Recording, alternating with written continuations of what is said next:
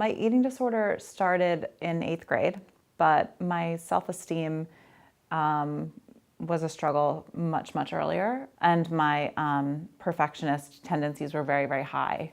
So that then led to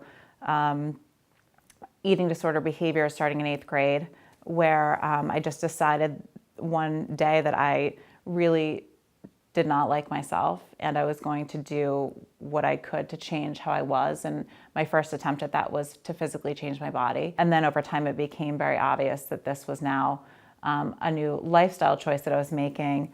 And that lifestyle choice then changed into a downward spiral of depression and control over food and concern about weight. 8th grade through my senior year of high school, I was dealing with doctor's appointments every day after school. So it would be a medical doctor, a psychiatrist, a therapist, a nutritionist. It didn't really matter what the day was. I was going to see someone, but nothing was really changing how I felt about myself. I think it's very hard as the family or part of, trying to be part of a support system, but you feel like you can't do anything. So it's a very conflicted place to be. I just think it's hard. I mean, it's hard to know as a family member kind of what to do. Some nights we just pretended it wasn't happening because sometimes you just want to have a normal night. Or sometimes you just feel like maybe what she needs is for me to not,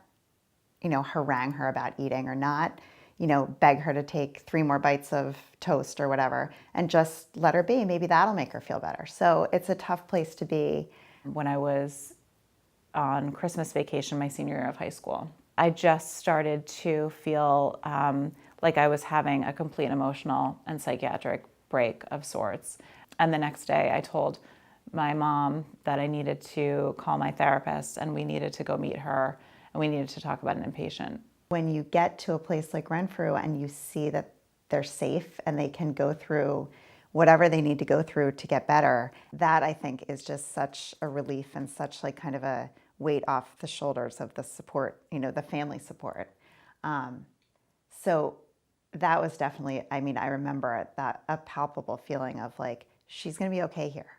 I think that the amount of groups were really, really helpful because they were always balanced around the times where we were eating.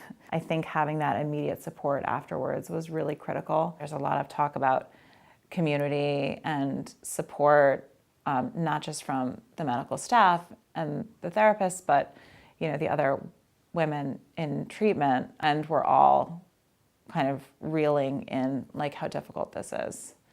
So it's a very personal experience, but it's also a very kind of interesting place to be where you see other people having the same experience. Having the support, not only knowing that you were supported, but also, knowing that there were people here who actually knew what they were talking about. And you could say, can I say this to her? Or can I, is it okay to talk about this in front of her? And not, have somebody who knew what they were talking about actually say, yes, or maybe this is a way to approach this situation, or, just give additional support to the family in addition to supporting you. I think there's so much value in life on the other side.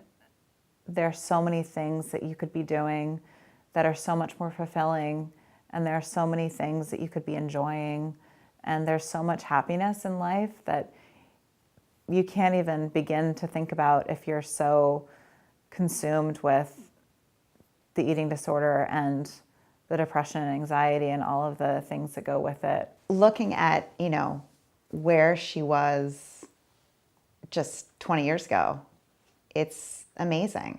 And I think it says a lot about Kirstin, but I also think that it says a lot about the Renfrew program, obviously.